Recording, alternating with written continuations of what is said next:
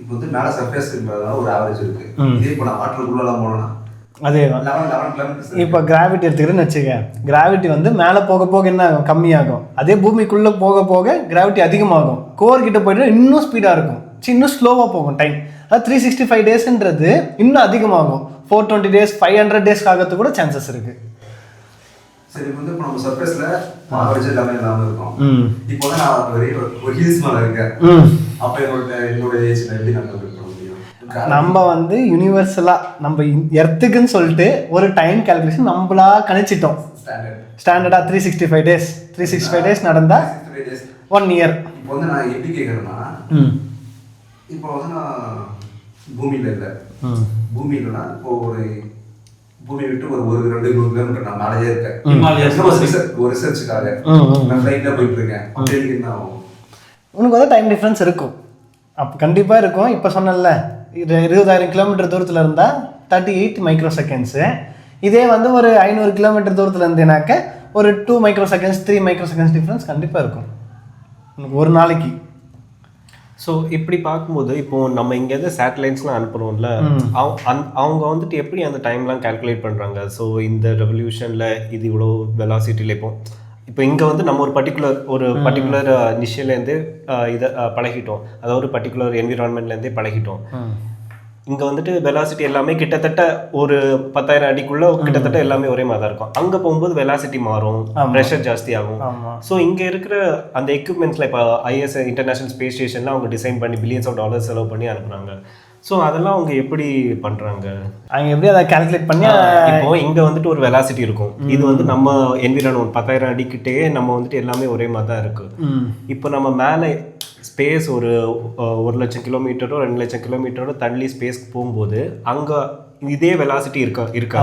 கிராவிட்டியோட effect கம்மியாக இருக்கும், pressure ஜாஸ்தி இருக்கும், இந்த மாதிரி பல்வேறு சூழ்நிலைகள் இருக்கும். அந்த மாதிரி இருக்கிறப்போ இங்கேருந்து இவங்க எப்படி அந்த என்விரான்மெண்ட்டுக்கு தகுந்தாப்புல நம்மளோட இது கருவிகள்லாம் டிசைன் பண்ணி அனுப்புகிறாங்கன்னு. ஓகே, இப்போ இங்கே இருக்கிற டைமுக்கும் அங்கே இருக்கிற டைமுக்கும் எப்படி டிஃப்ரென்ஸ் இருக்குன்னு பார்த்தோம்னாக்க ஒரு இடத்துல ஒரு மாதிரி நம்ம ஸ்பீடில் போவோம். இப்போ வந்து சேஞ்ச் இன் டைம் பார்த்தோம்னாக்க நம்ம இங்கே இருக்கிற time divided by √1 - v² / c². v²னா நம்ம அது ஸ்பேஸ் கிராஃப்ட் ட்ராவல் பண்ணுற ஸ்பீட், லைட்டோட ஸ்பீட் டிவைடட் பை c² போட்டோம்னாக்க நமக்கு எவ்வளோ டிஃப்ரென்ஸ் இங்கே இருக்கிறதுக்கும் அந்த இடத்துல வந்து அவர் ஸ்பீடாக போகிறதுக்கு எவ்வளோ டைம் டிஃப்ரென்ஸ் வரும்ன்றதை நம்ம கால்குலேட் பண்ணிக்கலாம். ஸோ இதே கான்செப்ட் நம்ம வந்து இண்டஸ்ட்ரியல் மூவிலையும் பார்த்துருப்போம். அவங்க வந்துட்டு ஒரு அந்த கிளைமேக்ஸில் ஒரு ஸ்பேஸ் ஸ்டேஷன் டிசைன் பண்ணுவாங்க. அதுக்கு ஒரு பர்டிகுலர் ஃபார்முலா மட்டும் தேவைப்படும். அது எந்த கிராவிட்டியில் ரொட்டேட் ஆனால் அந்த ஸ்பேஸோட கிராவிட்டியே மேட்ச் ஆகுற மாதிரி இருக்கும். அந்த மாதிரி ஸோ இது கிட்டத்தட்ட அதே மாதிரி தான். இது வந்து டைம் மட்டும், இது கிராவிட்டி இதெல்லாம் இதில் ப்ளே ஆகாது. டைம் அண்ட் வெலாசிட்டியை மட்டும் வச்சு இதை வந்து டிட்டர்மைன் பண்ணுவாங்க. ஸ்பேஸ் இப்போ நம்ம பூமியை விட்டு வெளியே போயிட்டா ப்ரெஷர் அதிகமாக இருக்கும். நீ பேசுகிற ஆடியோ கம்மியாக இருக்கா? கொஷினே தப்பு. சரி, நம்ம ஸ்பேஸ் விட்டு வெளியே போனால் ப்ரெஷர் கம்மியாக தான் இருக்கும். ஆமாம், பூமிக்குள்ளே போனால் தான் ப்ரெஷர் அதிகமாக இருக்கும். அப்போ நம்ம பூமியோட கோர் லெவலில் போயிட்டோம், அதாவது சென்டர் ஆஃப் தி பாயிண்ட். அப்போ 0 மார்க் நான் கேட்கறது புரியுதா? இந்த பக்கம் ப்ளஸ் இந்த பக்கம் மைனஸ்னு வச்சுக்கோங்க. 0ன்னு ஒரு பாயிண்ட் ஆஃப் வியூ. 0ன்றது இன்னும் கண்டுபிடிக்கல யாரும். அந்த பிளாக் ஹோல் தான் இப்போ 0 கொண்டு போகிற மாதிரி இருக்குது. ஆனால் இது இன்னும் தியரிட்டிக்கலாக தான் இருக்குது, இன்னும் ப்ராக்டிக்கலாக ப்ரூவ் ஆகலை. இல்லை, அப்படி கேட்கல, டைம் 0ன்னு கேட்குறேன். அதான் கிராவிட்டி லெவல்னு ஒன்று இருக்குல்ல, வர மைனஸ் ஆகிட்டே இருக்கும். ஏன்னா பூமிக்கு உள்ளே போக போக மைனஸ் ஆகிட்டே இருக்கும். பூமிக்குள்ளே போக போக அதிகமாகிட்டே இருக்கும் கிராவிட்டி. அதை தான் சொல்கிறேன். மைனஸ் மீன்ஸ் வந்து கொஞ்சம் அதிகமாக இருக்கும். 9.8 இருந்தால் கீழே போய் போக போக 10 அந்த மாதிரி 11 அந்த மாதிரி கொஸ்டினை கேளு. இப்போ நம்ம இங்கேருந்து உள்ளே போகும்போது அப்படியே உள்ள அதிகமாயிட்டே வருதா, மைனஸ்ல அதிகமாயிட்டே வருது. சென்டர் ஆஃப் தி கோருக்கு போயிட்டோம் அப்படின்னா ஒரு ஸ்டாண்டர்ட் லெவல் இருக்கும். பூமியோட இன்னொரு எண்ட்ல போயிட்டோம்னா அதுல ஒரு ஸ்டாண்டர்ட் லெவல் இருக்கும். அந்த ரெண்டுத்துக்கும் நடுவுல கிராவிட்டி இருக்குமா இருக்காது? அதாவது பூமியோட சென்டர் கோர்ல கிராவிட்டி ரொம்ப ரொம்ப அதிகமா இருக்கும். அதுக்கு ஆப்போசிட்ல வந்தோம்னா ஓஷனோ என்னவோ இருக்கும். ஆமா, அந்த சைடு இருந்தும் கிராவிட்டி இருக்கும். ஒரு பால் இருக்குன்னா டாப் சைடுலயும் கிராவிட்டி இருக்கும், பாட்டம்லயும் கிராவிட்டி இருக்கும். அதுக்கு ஒரு சென்டர் பாயிண்ட் இருக்கும்ல. கரெக்ட் தான். பாலுக்கு உள்ள அப்படி கேக்குறேன் நான். அதுதான் அந்த சென்டர் பாயிண்ட் ஒன்று இருக்குல்ல, அந்த இடத்துல கிராவிட்டி எப்படி இருக்கும்னு கேக்குறேன். ஸ்டேபிளா இருக்குமா, அதாவது சேஞ்ச் ஆயிட்டே இருக்குமா, இல்ல ஒரு பலூன் வந்து எல்லா சைடும் அழுத்தி பிடிச்சிட்டு இருக்கு, ஆனா அந்த சென்டர் பாயிண்ட் வந்து ஸ்டேபிளா இருக்குமா, அதாவது எந்த ஒரு கிராவிட்டி இல்லாம ஸ்டேபிளா இருக்குமா, இல்லாட்டி எப்படி இருக்குன்னு கேக்குறேன். ஏன் கிராவிட்டி அந்த இடத்துல ஸ்டேபிளாக ஸ்ட்ராங்காக இருக்கும், அவ்வளோதான். இன்னும் ஸ்ட்ராங் இப்போ இருக்கிறத விட பயங்கர ஸ்ட்ராங்காக இருக்கும். இப்போ வந்து நம்ம ஜஸ்ட் இங்கேருந்து ஆப்போசிட் சைடு அப்படியே வச்சுக்கோ, இங்கேருந்து ஒரு ஹோல்ஸ் போட்டுட்டோம் ட்ரில்லிங் பண்ணி ஆப்போசிட் சைடு வரைக்கும் ஹோல்ஸ் போட்டுட்டோம். நீ இந்த பக்கம் எகிரி குடிச்சுன்னு வச்சுக்க, செம்ம ஃபாஸ்ட்டாக இறங்க. இப்போ எரிக்கல் உள்ள நம்ம அட்மாஸ்பியருக்கு வர மாதிரி நீ வந்து அதில் அப்படியே எரிஞ்சிட்டு கீழே போனேன்னா அப்படியே அவுட்டர் ஸ்பேஸ்க்கு ஆப்போசிட் சைட்லேருந்து அப்படியே அவுட்டர் ஸ்பேஸுக்கு போயிடலாம். ராக்கெட் லான்ச் பண்ணுற மாதிரி அவ்வளோ ஸ்பீடாக நம்ம போவோம். அதாவது நம்ம பூமியை விட்டு வெளியே போனால் 11.5 km/s அப்படி ட்ராவல் பண்ணணும். ஓகேவா? 11.5 அது எவ்வளோ கரெக்டாக சாதாரண இன்னொரு குதிச்சாலே 50 கிலோமீட்டர். இல்லை அது ஏதோ ஒரு பர்டிகுலர் எஸ்கேப் வெலாசிட்டி 11.2 km/s. இப்போ வந்து நம்ம இந்த பக்கம் அந்த பக்கம் போகணும்னு வச்சுக்கோ, இப்போ வந்து ஃபுல்லாக ட்ரில் பண்ணிவிட்டு லாஸ்ட் ஆப்போசிட் சைடு வரைக்கும் ட்ரில் பண்ணிடுறோம். இப்போ எகிரி குச்சோன்னா சென்டர் பாயிண்ட் இருக்கிற கிராவிட்டி சொன்னல, நீ சென்டர் பாயிண்ட் கேட்டல, அந்த கிராவிட்டி வந்து பயங்கர ஸ்ட்ராங்காக இருக்கும், அது கான்ஸ்டண்ட்டாக இருக்கும். ஓகேவா? அந்த ஸ்ட்ராங்கான கிராவிட்டி நம்மளை பயங்கரமாக புஷ் பண்ணி இழுத்து அதர் ஆப்போசிட் சைடில் வெளியே தள்ளிடும். அவ்வளோதான். அந்த ஆப்போசிட் சைடில் நீங்கள் போக போக கொஞ்சம் கொஞ்சமாக கிராவிட்டி கம்மியாகும். ஸோவா நீங்கள் வந்து இப்போ குதிச்சுனாக்க ஒரு 100 கிலோமீட்டர் வேகத்தில் உள்ளே போகிற, அந்த கோரை தாண்டின உடனே நீ வந்து ஸ்பீட் வந்து கம்மியாயிடும். ஒரு 50, 20 அப்படின்னு போட்டு போகிறப்போ அந்த வேகம் வந்து 11.2 km/s வந்து ட்ராவல் பண்ணுவோம். நம்ம ராக்கெட் வேகத்தில் ட்ராவல் பண்ணி அப்படியே நம்ம ஸ்பேஸை விட்டு அப்படியே வெளியே போயிடும் ஆப்போசிட் சைடில். நான் என்ன எக்ஸ்பெக்ட் பண்ணேன்னா, இங்க வந்து கிராவிட்டி அழுத்துது, அதனால கீழே இறங்குறோம். சேம் ஆப்போசிட் சைடுலயும் கிராவிட்டி அழுத்தும். ரெண்டுத்தையும் ஸ்டேபிள் பண்ணி நான் என்ன நினைச்சேன், சென்டர்ல நின்றுவோம்னு நினைச்சேன். ஸ்ப்ரிங் மாதிரி ஸ்டார்டிங்ல வந்து ஸ்ப்ரிங் ஆகும், திருப்பி பவுன்ஸ் ஆயிட்டு திருப்பியும் எப்படின்னா ஸ்டார்டிங் 100% to 100%, 70 to 70, 50 to 50 அப்படி நியூட்ரலைஸ் ஆகி சென்டர் கோர்ல நின்றுவோம். நிக்க மாட்டோம் நம்ம கண்டிப்பா. இங்க இருக்கிற கிராவிட்டி ஆப்போனன்ட்ல இருக்கிற ஸ்பேஸ் வரைக்கும் புல் பண்ணுமா? கண்டிப்பா புல் பண்ணும். வந்து பின்னாடி ரொம்ப ஃபாஸ்டா போயிட்டு இருக்க, நீ பிரேக் அடிச்சா நிக்க முடியாது, அதை தாண்டி தான் போய் நிக்க முடியும். அதுதான் நிக்கிறோம். அந்த கிராவிட்டி நிக்கிறனா இப்போ 0, இப்போ கிராவிட்டியோட 0 பாயிண்ட் இருக்கும், அப்படினா அட்மாஸ்பியர் இருக்கும். அதாவது நம்ம போற ஃபோர்ஸ் வந்து கிராவிட்டியை மீறி நம்ம இருக்கிறதுனால ஸ்பீடா டிராவல் பண்ணி ஸ்பேஸ்க்கே போய்டுவோம். சென்டர் கோர்ல நிக்கவே முடியாது நம்மளால. டிஃபிகல்ட்டா கேக்குறீங்க டே.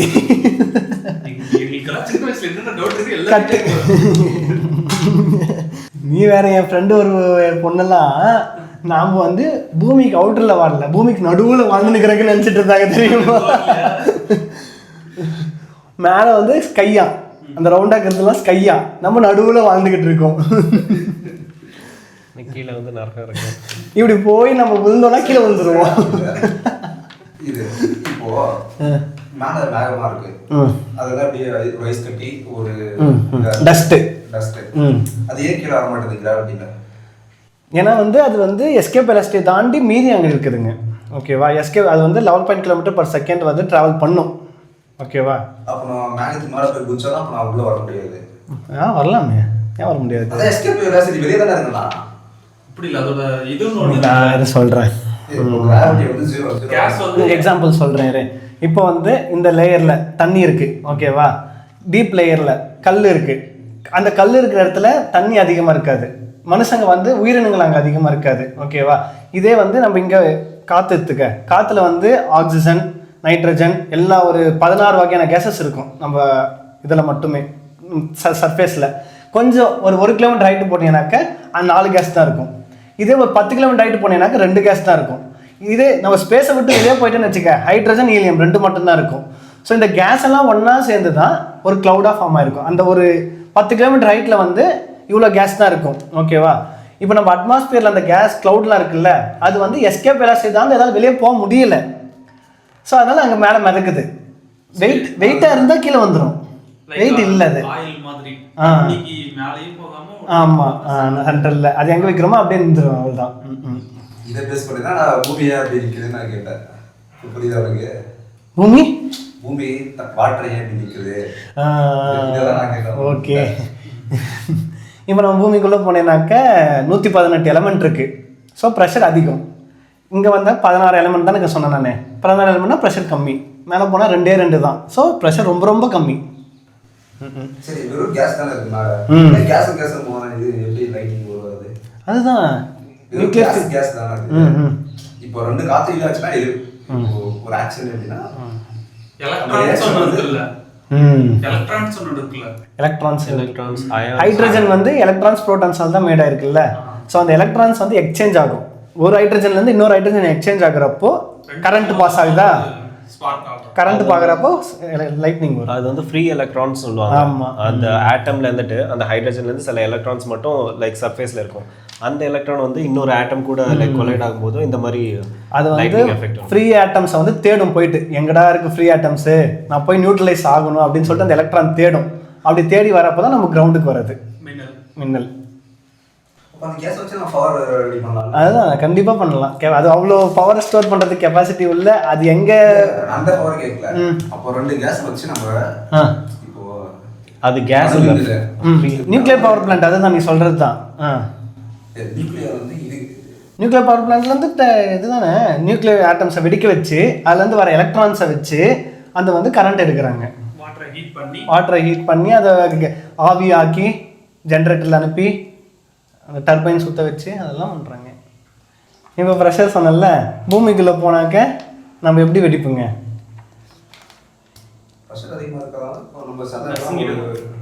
நம்ம வந்து நசுங்கிடுவோங்க.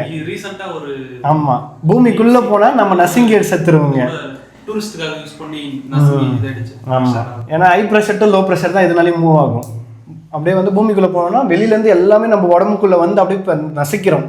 இதே மேலே போனோன்னு வச்சுக்க, லோ ப்ரெஷர், நம்ம உடம்புக்குள்ள இருக்கிறது எல்லாமே வெளியே போயிட்டு நம்ம வெடிச்சிருவோங்க, பாம்பு வெடிக்கிற மாதிரி.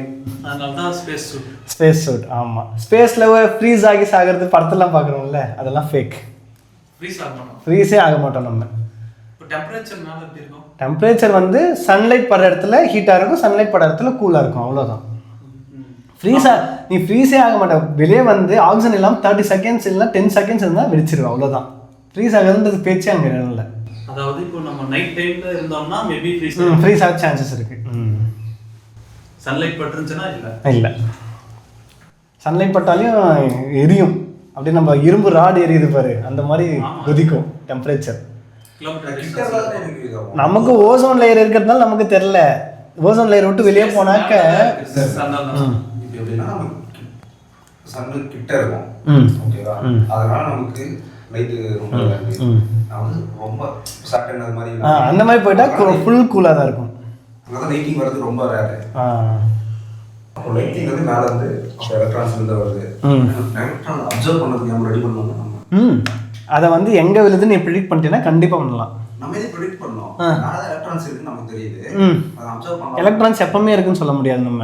க்ளவுடி நீ மழை பெய்யுற நேரத்தில் தான் அது ஃபார்மே பண்ணும். இல்லைண்ணா, இப்போ மேகம் மேலே தான் இருக்கு, இப்போ கேஸ் மேலே இருக்கு, ஓகேவா?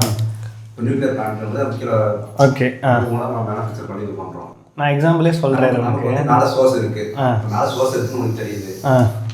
இப்போ அந்த இதை வந்து அப்சர்வ் பண்ணி எடுக்கலாம்ல. கரெக்ட் தான், எடுக்க மேலே கீழே வரதை அப்சர்வ் பண்ண முடியுது. எதுக்கு அவ்வளோ ரிஸ்க்கு சொல்லு? நமக்கு ஆல்ரெடி எவ்வளவோ இருக்குது சோர்ஸு, சோலார் இருக்குது. அதை சக் பண்ணி எடுக்கிறது எவ்வளோ பெரிய வேலை தெரியுமா? ஏன்னா வந்து இப்போ ஒரு க்ளவுடுன்னு எடுத்துக்கணும்னு வச்சுக்க, ஒரு க்ளவுடில் வந்து எலக்ட்ரான்ஸ் இருக்கும், ப்ரோட்டான்ஸும் இருக்கும். எலக்ட்ரானுக்கு வந்து வெயிட் வந்து எதுக்கு சக் பண்ணி எடுக்கணும்? இப்போ இங்கிறது வேற எப்படி அதை எடுக்க முடியாது. இப்போ வந்து எனி டைம் வந்து க்ளவுட் இருக்காது. எனி டைம் க்ளவுட் இருக்காது, எம்ப்டி ஸ்பேஸ் தான் நிறைய இடத்துல இருக்கும். இப்போ ஒரு லைட்னிங்கே வந்துட்டு மில்லியன்ஸ் ஆஃப் வோல்டேஜ் இருக்கும். அவ்வளோ வோல்டேஜ் நம்மளால வந்து ஹார்வெஸ்ட் பண்ணவே முடியாது. நமக்கு ஒரு சோர்ஸ் ஆக்சுவலா ஓகே, கேஸ் வந்து மேல இருக்கு, நம்மகிட்ட சோர்ஸே மேல இருக்கு. அந்த சோர்ஸ் பண்ணி பவர் ஜெனரேட் பண்ணிக்கலாம். ஆனா அந்த அப்சர்வ் பண்றதுக்கு தான் எக்யூப்மென்ட், அது மில்லியன்ஸ் ஆஃப் வோல்டேஜ் இருக்கும். இல்ல அது நம்ம வந்து வெறும் எலக்ட்ரான்ஸ் இருக்குல்ல, அந்த சோர்ஸ் எலக்ட்ரிசிட்டி அது கேக்குறேன். இதெல்லாம் யாரும் யோசிச்சு கிளவுட்ஸ் நமக்கு எப்போ வச்சு தான் இருக்கும். அதுவும் மழை பெய்கிற கிளவுட்ஸ் வந்து எப்போவுமே இருக்காது. இப்போ கூட தான் கிளவுட்ஸ் இருக்குது, அதில் எல்லாமே எலக்ட்ரான்ஸ் இருக்குன்னு சொல்ல முடியாது. அந்த மழை பெய்கிற கருங்கு மேகன்னு சொல்கிறோம்ல, அதில் தான் எலக்ட்ரான்ஸ் அதிகமாக இருக்கும், அதில் தான் லைட்னிங் எல்லாமே வரும், ஓகேவா? அப்புறம் வந்து அதான் சொன்னல, எலக்ட்ரான்ஸ் ப்ரோட்டான்ஸ் 2 இருக்கும், ஓகேவா? அந்த எலக்ட்ரான்ஸ் வந்து வெயிட் வந்து கம்மி, ஸோ மேலே போயிடும். க்ளவுட்ஸில் வந்து மேலே இருக்கும், ப்ரோட்டான்ஸ் வந்து கீழே இருக்கும். ஸோ நம்ம வந்து அதை ப்ரிடிக்ட் பண்ணி செட் பண்ண முடியாது. நம்ம கெமிக்கல் ரியாக்ஷன் பண்ணி வைக்கலாம்ல. என்ன கெமிக்கல் ரியாக்ஷன் பண்ண முடியும் சொல்லு? என்ன அந்த ட்ரை ஐஸா? ட்ரை ஐஸ் மாதிரி சொல்றியா? இல்ல இல்ல. இப்போ ஆர்டிஃபிஷியலா ஒரு கேஸ் இன்ஜெக்ட் பண்ணி அதை வர வைக்கலாம். இப்போ துபாயில இதுல ஒரு ஆர்டிஃபிஷியலா மழை பெய்ய அதான் அந்த மாதிரி ஆர்டிஃபிஷியலா பண்ண வச்சு எலக்ட்ரிசிட்டி அப்படி பண்ணோம்னா பிரைசிங் அதிகமாகும். அந்த பிரைசிங்க்கு நம்ம ஒரு பவர் பிளான்ட் பூமியிலே பண்ணிக்கலாம். அதை விட அதிகமான பவர் பிளான்ட் அங்க தீர்மானம் போறோம். இப்போ கீழே ஒரு ஸ்டேஷன் இருக்குடா. ஸ்டேஷன் வந்து இப்போ மேல ஒரு எலக்ட்ரான்ஸ் வந்து அந்த ஸ்டேஷன் நேரா வச்சு அந்த இடத்துல எப்படி வைப்ப? நீ என்ன மேல போறே? நான் கீழே கட்டா. கீழே கட்டிட்டு ஓகே. சோர்ஸ் மேல தான் இருக்கு. மேல இருக்கு. இப்போ லைட்டிங் வந்து எப்படி அப்சர்வ் பண்ற? லைட்டிங் அப்சர்வ் பண்ண முடியாது. கிரவுண்ட் பண்ணி அப்படியே விட்டுற வேண்டியது. கிரவுண்ட் பண்ணி விடுறல. அது கிரவுண்ட் பண்ற மாதிரி ஒரு கிரவுண்ட் பண்ணி விட்டுறத இது சேவ் பண்ண முடியும். அதான் இடிதாங்கி பண்ணலாம். இடிதாங்கி வைக்கறாங்களா? அது எப்படி அப்சர்வ் பண்றது? அதுல வந்து பாசிட்டிவ் அந்த 5 அந்த எட்ஜ்ல வந்து பாசிட்டிவ் இது மாதிரி இருக்கும். Electrons negative. அதனால இது வந்துட்டு கரெக்டா ஒரு சர்ஃபேஸ் ஒரு பர்టిక్యులர் கிலோமீட்டர்ஸ் வரைக்கும் கரெக்டா இது பாசிட்டிவ் இருக்கனால அந்த பாயிண்ட்ல வந்து அட்ராக்ட் பண்ணும். இப்போ வந்து நம்ம தான் சோர்ஸ் மேல இருக்குன்னு தெரியுது. நமக்கு ஒரு பர்టిక్యులர் நம்ம ஏரியாவை நம்ம செலக்ட் பண்ணலாம். அப்படி எல்லாம் அது எனி டைம் வந்து அந்த மழை பெய்யற க்ளவுட் இருக்காது. பிளாக் அது என்ன வெயில் ஆகுது எல்லா நாளும் இருக்கிறதுக்கு சொல்லு. நீ ஒரு பவர் பிளான்ட் கேஸ் இருக்குல. இப்போ கேஸ்ல தான் எல்லாமே இருக்கு. கேஸ் இருக்கு ஓகேவா. கேஸ் வந்து நியூட்ரலாகவும் இருக்கும் சார்ஜ் ஆயானும் இருக்கும் ஓகேவா. ஹீலியம் சொன்னல ஹைட்ரஜன் எடுத்துக்க. ஹைட்ரஜன் H+ஆகவும் இருக்கும், வெறும் ஹைட்ரஜன் ஆயாவும் இருக்கும், வாட்டர் வேப்பராகவும் இருக்கும். வேற என்ன சொல்லலாம்? வேற ஏதாவது கீட்டோன்ஸ் அந்த மாதிரி நிறைய காம்பவுண்ட்ஸாகவும் இருக்கும் ஓகேவா. ஸோ அந்த அயானா இருக்கிறப்ப மட்டும்தான் நமக்கு எலக்ட்ரான்ஸ் கிடைக்கும். அது யாராலையும் இது அயானா இருக்குன்னு சொல்ல முடியாது அவ்வளோ சீக்கிரம். அது கிளைமேட் சேஞ்சஸ்னால மாறும். ஆமா அது அந்த கிளைமேட் சேஞ்சஸ் நம்ம ஆர்டிஃபிஷியலா பண்ண முடியல. பண்ண முடியும். ஆனா அது வந்து ஒரு பெரிய கலாமிட்டிஸா உருவாக்கிறோம். பெரிய ஒரு அழிவே கிரியேட் பண்றதுக்கும் சான்சஸ் இருக்கு. இப்போ பார்த்தல ரீசெண்டாக துபாயில் வந்து மழை பெய்ய வச்சு ஃபுல்லாக ஃப்ளட் வந்துருச்சு கரெக்டாக. அதுக்காக தான் நம்ம எடுக்க போகிறது ஒரு அனலைஸ் பண்ணுறோம். எலக்ட்ரான்ஸ் மட்டும் தான் எடுக்க போகிறோம். நம்ம மழை வரணும்னு பண்ணது இல்லை. ஆனால் கெமிக்கல் ரியாக்ஷன் சுற்றி என்ன கொடுக்குறாங்க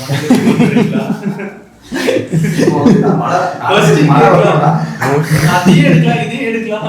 அவன் ஆட்டம் லெவல் எடுத்து சொல்லி அவனை எடுத்து நீ எடுத்துட்டு ஒரு தேரி மட்டும் கண்டுபிடிச்சு கொடுப்பா எடுத்துக்கலாம் அப்படின்னு. தியரிட்டிக்கலா நான் சொல்றேன் எல்லாமே பாசிபிள் தானே. தியரிட்டிக்கலி பாசிபிள், பிராக்டிகலா பாசிபிள் தான் செக் பண்ணி தான் சொல்லணும். இன்னொரு விஷயம் என்னன்னா வேர்ல்டு வைட் வந்து எக்ஸ்பென்ஸ்னு ஒரு மேட்டர் இருக்கு. நீ அவ்வளவு பண்ணி அங்க எக்ஸ்பென்ஸ் பண்ணி பண்றது அதை விட கம்மியான சோர்ஸ்ல எனக்கு அந்த ரிசல்ட் வருதுன்னா நான் எதுக்கு அதில் போகணும்? சரி இப்போ நிலக்கரிலாம் போட்டு எரிக்கிற உட்காந்துட்டு அது எல்லாமே என்ன ஆகுது? இப்போ நீ சொல்றது என்ன ஆகுது? இதுவும் கிளைமேட் சேஞ்ச் தான். நீ சொல்றது அதே கணக்கு. ஆர்டிஃபிஷியலா ரெயின் கிரியேட் பண்றது. ரெயின் கிரியேட் பண்றது நம்ம வெறும் இதுதான் கிரியேட் பண்ண போறோம். நீ அப்படி சக் பண்ணி எல்லாம் எடுத்துட்டீங்கன்னா மழை வருமா? ஒரு சோர்ஸ். ஆமா. அதுக்கு அடுத்து மழை வருமா? அது ஒரு கேள்வி வருது இல்ல. சீசன் சேஞ்ச் ஆகும், மழை வர பேட்டர்ன் சேஞ்ச் ஆகும், கிளைமேட் பேட்டர்னே மொத்தமா சேஞ்ச் ஆயிடும்ல வருஷத்துக்கு வர மாதிரி. வின்டர் திடீர்னு வின்டர் வந்து சம்மரா மாறும். கிளைமேட் சேஞ்சஸ் இருக்கும். நிறைய கிளைமேட் பூமி அதிகமா ஹீட் ஆயிட்டு இருக்கு. அந்த கிளைமேட் சேஞ்ச் அதனால இப்ப சோலார் பேனல் நம்ம மாறிட்டு இருக்கோம் ஃபுல்லாவே. முடிஞ்ச வரைக்கும் சோலார் பேனல் கொண்டு வருவோம் தான் இப்ப எல்லாமே. டேய் இவனை அங்கேயும் வீட்டுல தட்டு வந்துடுறா தோற கொண்டு வரா சோலார். சரி வெறும் எலக்ட்ரான்ஸ் மட்டும் தான் வருது. வந்து வெறும் நெகட்டிவ் மட்டும் தான் நாளை வருது. சரி சொல்லு. பாசிட்டிவ் நம்ம எப்படி இது பண்ணுவோம்? பாசிட்டிவ் எனர்ஜி பாசிட்டிவ் எனர்ஜி வந்து ஈஸியா கிடைச்சிடும். நெகட்டிவ் தான் இருக்கிறதுலே ரொம்ப எப்படி சொல்றது மேக் பண்றது கஷ்டம். ரேர் மேக் பண்றது கஷ்டம். பாசிட்டிவ் வந்து நீ ஏர்ல இருந்தே எடுத்துக்கலாம். உனக்கு ஏரே போதும். ஆக்சுவலா நீ பேட்டரி டெர்மினல்ல பிளஸ் மைனஸ்னு இருக்குல்ல, நிறைய பேர் என்ன நினைப்பாங்கன்னா பிளஸ் டெர்மினல் தான் பவர்ஃபுல் நினைப்பாங்க. ஆக்சுவலா மைனஸ் டெர்மினல், நெகட்டிவ் டெர்மினல் அதுதான். ஆமா நான் இதை கேட்டிருக்கேன். எப்பவுமே கரண்ட் வந்து பிளஸ்ல மைனஸ் போகாது. ஃபர்ஸ்ட் ஆன் பண்ண உடனே மைனஸ்ல இருந்தா ஸ்டார்ட் ஆகும். அதாவது டிசி பொறுத்த வரைக்கும். ஆனா ஸ்பீடா டிராவல் பண்ணி போறது பிளஸ் தான். பிளஸ் வந்து ஒரு சோர்ஸ் மாதிரி. அதாவது ஏசி கரண்ட்ல பார்த்தோம்னா நியூட்ரல் எர்த் எப்படி ஒரு சோர்ஸ் யூஸ் பண்ணிக்குதோ அந்த மாதிரி தான். கிளியரா? கேட்கலாம். சரி அவனுக்கு இன்னும் கிளியர் ஆகல. அடுத்து குவாண்டம் மெக்கானிக்ஸ் பற்றி பேசலாம். பேசலாம்.